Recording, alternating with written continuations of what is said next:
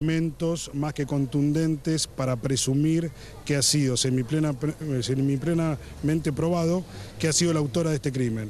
Por ejemplo, las lesiones que tiene de una tercera persona en su cuello, que son de defensa de la otra persona hacia ella, y los diversos testimonios, las manchas de sangre, los objetos secuestrados, las pintadas en la casa, etc.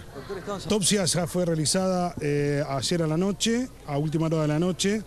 La conclusión ha sido que el infante ha fallecido por haber ingerido líquido que le produjo un edema pulmonar y eso trajo una falla cardíaca que derivó en un paro cardíaco y bueno, terminó con su vida. Y el golpe, lo que sí, un dato importantísimo es que la imputada, entre sus lesiones que son leves, tiene lesiones en su cuello bimanuales, que son estigmas ungueales, es decir, presumimos que el niño intentó resistir, que la situación de la mujer estaba atravesando un cuadro de separación traumático, tortuoso, conflictivo con su expareja, exmarido, estaban separados de hecho desde el mes de agosto del 2011,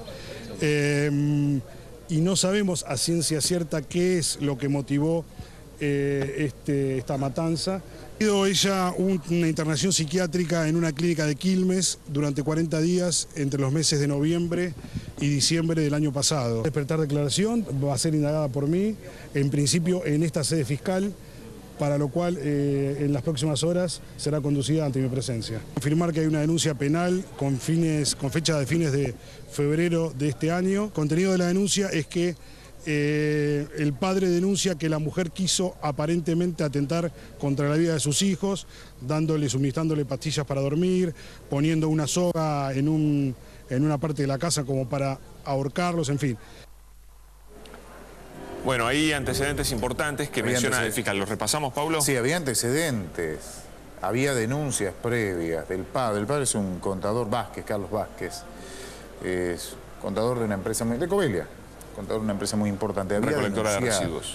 Sí, había socio gerente, creo, uno de los socios gerentes de la empresa. Había presentado denuncias, porque evidentemente tenía miedo por su hijo, porque había recibido amenazas. Y una internación, mujer, además de 40 días en una clínica psiquiátrica. Una mujer que estaba en tratamiento médico desde hace 6 meses por lo menos. Una situación realmente muy compleja, ¿no? Bueno, está aquí con nosotros, Pablo, te quedas con nosotros, vamos a seguir hablando por supuesto de este tema. Está el licenciado Harry Campos Cervera, él es psicoanalista y también psiquiatra. Le damos la bienvenida y le agradecemos por venir a charlar de este tema que tanto nos cuesta entender, ¿no? Sí, la verdad es que se puede explicar de alguna manera. Es un tema que puede tener diferentes ángulos de explicación. Es interesante porque ya de hecho psicoanalistas muy conocidos como Mauricio Abbadi y Arnaldo Raskowski han desarrollado este tema, Raskowski en su libro sobre el filicidio y Mauricio Abbadi en un libro que se llama El renacimiento de Edipo, donde habla justamente de la disputa entre los padres por la posesión del hijo y donde habla, por ejemplo, un detalle importante con respecto a la peste de Tebas, de que la esfinge que mataba viene de asfixia, y asfixia es, de alguna manera, la forma como la madre puede matar a un hijo por excelencia a través del nacimiento. Imagínense ustedes el simbolismo que tiene esto, una corbata como el cordón umbilical y el agua como si fuera el útero, digamos. Evidentemente, esta es una mujer que estaba enajenada en un cuadro psicótico, producto de un divorcio y un duelo patológico. Doctor, ¿cómo le cae esta expresión del fiscal? Prima facie, usted no conoce el caso, pero por lo menos por lo que sabemos hasta ahora, dijo el fiscal que todo esto que hizo ella lo hizo estando en su sano juicio. Una declaración que le pido que me la califique usted, a ver cómo le cae.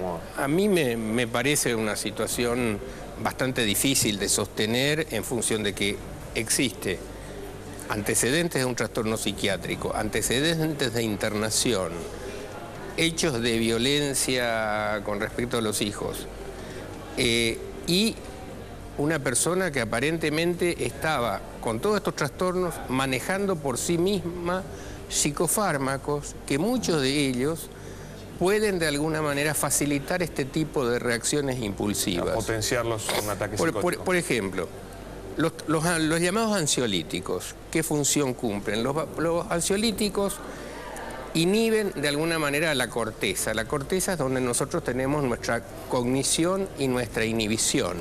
Entonces, al inhibir, está inhibiendo una inhibición.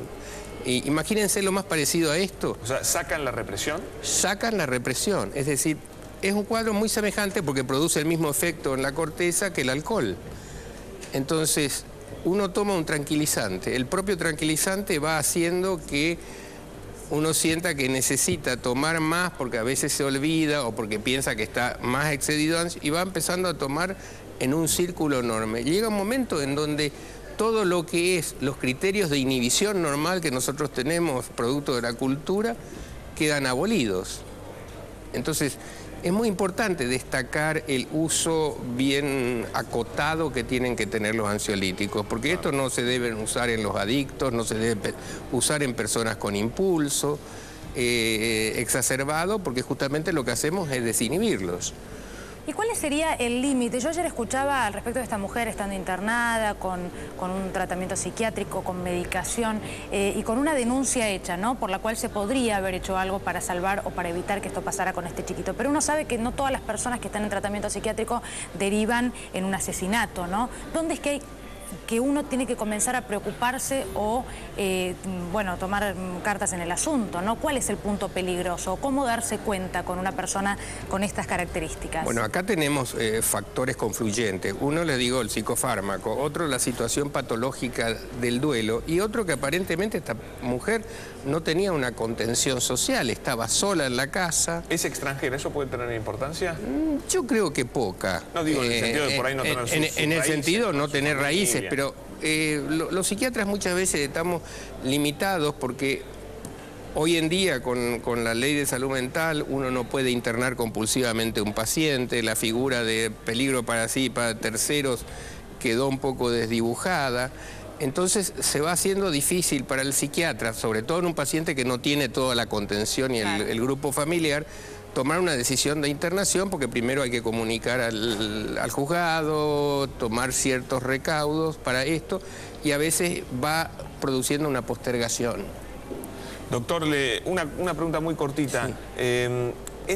Digamos, ¿ha ocurrido antes que se mate a un hijo para vengarse, para causarle sufrimiento a la otra pareja, incluso pasando por encima del sufrimiento propio, porque ninguna madre puede matar a un hijo y quedarse contenta? ¿Se ha utilizado como venganza a los hijos otras veces? Bueno, para valorizar al hijo uno tiene que tener una estructura que no sea narcisista, digamos. Cuando la herida narcisista es tal que el otro no existe, el hijo deja de tener de alguna manera importancia. Es un objeto.